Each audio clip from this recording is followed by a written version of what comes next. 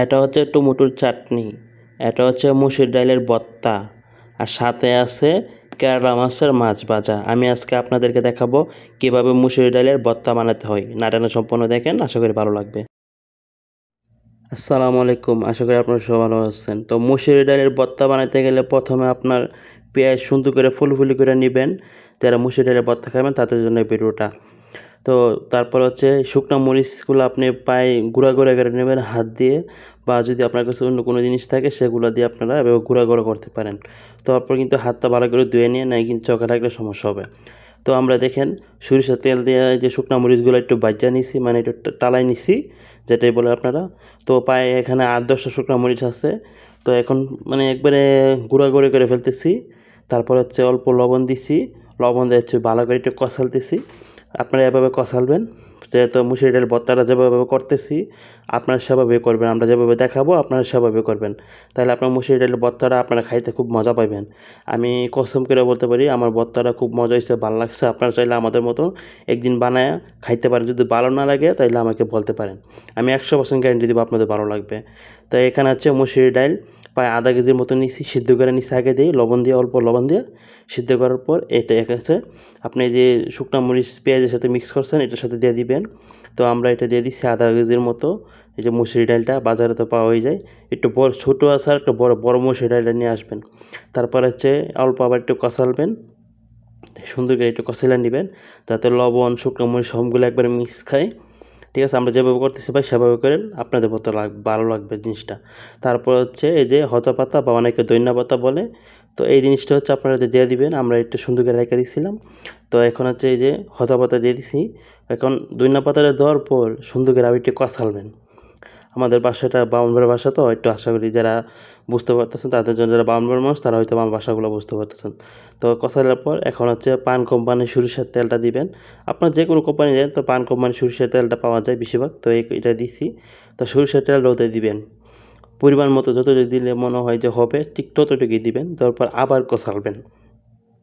কষানোর পর প্রায় এখন টেস্ট করে দেখলাম যে লবণটা অবশ্য ঠিক আছে নি, ঠিক আছে। তারপর হচ্ছে আপনারা আধা ঘন্টা বা 1 ঘন্টা লাগিয়ে দিবেন। 1 ঘন্টা বা আধা ঘন্টা পরে খাবেন, ভর্তাটা ভালো লাগবে। আর এটা হচ্ছে কেরালা মাছের মাছ ভাজা। তো যারা সৌদি আরব আছেন তারা তো জানেনই কেরালা মাছের মাছ ভাজাটা কতটুকু ভালো হয়। তো এখানে টমেটো চাটনি এবং সাথে আছে যে মাছ ভাজা, আর হচ্ছে যে সরিষার যে ভর্তাটা, মানে মুসুরি ডালের ভর্তাটা। আজকে 3টে আমরা খাবো। আজকের খাবারটা কিন্তু ফাটাফাটি। টমেটো চাটনি, এরপর হচ্ছে মুসুরি ডালের ভর্তা, আর সাথে হচ্ছে কেরালা মাছ। ভাই বিদেশ থেকে এই জিনিসগুলো সবসময় করা যায় না। আজকে কাজ কাম কম ছিল তাই সবগুলো আইটেম করছি, কিন্তু বিদেশ বেশিরভাগ মানুষ কিন্তু এক জাতের আইটেম দিয়ে খাওয়া দাওয়া শেষ করে ফেলে, যেহেতু সময় পায় না। বিদেশের মানুষের কিন্তু কাজ বেশি, মানে ব্যস্ততা, এজন্য সব ধরনের খাবার নাই দেখাইতে পারে না। আজকে একটু কাজ কম ছিল, আমরা সবাই মিললা পারলাম যে আজকে দেশের একটা খাবার খাই স্পেশাল। তো প্রথমে সবাইকে মাছ ভাজা দিছে, মাছ ভাজা প্রথমেই খাওয়া লাগে। তো এই যে ফাইম বাড়তাছে, আর আমরা সবাই আমরা কিন্তু প্রায় 7-8 জনের মতো আমরা আছি প্রবাসী। আমরা কোন জায়গায় আছি এটাও বলে দিই, আমরা আছি সৌদি আরব আল কাসিম বুরাইদা শহরে।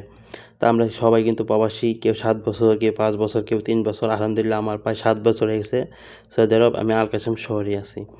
তো সবাইকে কেরালা মাছ দেওয়া হয়েছে। আর সৌদি আরব কিন্তু এই মাছকে কেরালা মাছই বলে, অনেকে যদি চিনে থাকেন অবশ্যই জানেন। আর সাথে এখন হচ্ছে সবাইকে টমেটো চাটনি দেওয়া হয়েছে।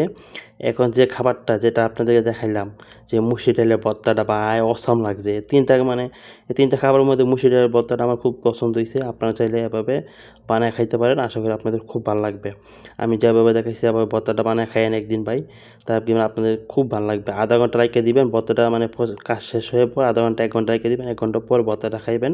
মুসুর ডালের ভর্তাটা আপনাদের ভাই অনেক ভালো লাগবে, সত্যি কথা।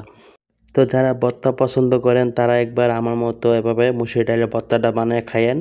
ইনশাল্লাহ এই ভর্তাটা আপনাদের খুব ভালো লাগবে, আমার খুব ভালো লাগছে, এই জন্য এই ভিডিওটা আপনাদের মধ্যে শেয়ার করছি। যদি ভালো লাগে অবশ্যই বানিয়ে খাওয়ার পর আমার ভিডিওতে অবশ্যই কমেন্ট করে জানাবেন যে বা হ্যাঁ ভর্তা দেখাইছি ভালো লাগছে, অবশ্যই জানাবেন। আমি ইনশাল্লাহ আমি যেটা বানায় খাইছি বা আপনাদেরকে দেখাইছি, ইনশাল্লাহ এই খাবারটা বা এই ভর্তাটা আপনাদের খুব ভালো লাগবে। যদি ভালো না লাগে ভাই, আমি আপনাদেরকে 100% গ্যারান্টি দিয়ে বলতে পারি ইনশাল্লাহ। এই ভর্তাটা মুসুরি ডালের যে ভর্তাটা বানাইছি না, যেভাবে সেভাবে বানিয়ে খাইয়েন, ইনশাল্লাহ আপনাদের 100% ভালো লাগবে।